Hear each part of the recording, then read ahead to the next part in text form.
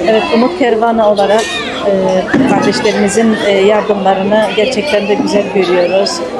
İhtiyaç sahiplerini, yetimli, öksüz aileleri tespitleyip yardımlarda bulunuyorlar. Allah hayırlarını kabul etsin inşallah.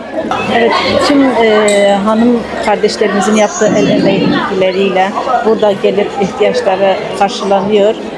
İnsanları buraya davet edip burada bulunan emeği geçen kardeşlerimizin yaptığı yemekleri burada alıp yetimli, öksüz, ihtiyaç sahibi olanlara katkıda bulunmaları çok güzel.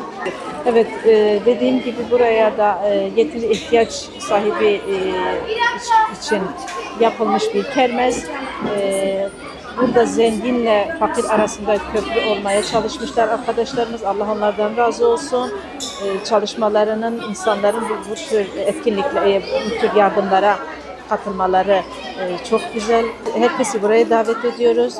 Emeği geçen bütün herkesten Allah razı olsun.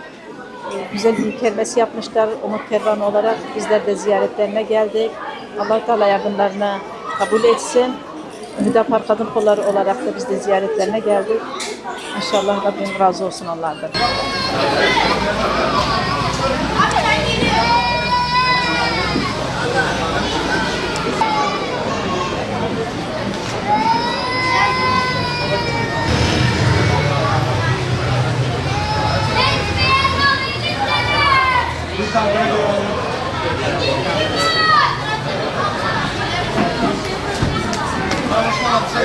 Sabah akşam bu kerması kapanıyor.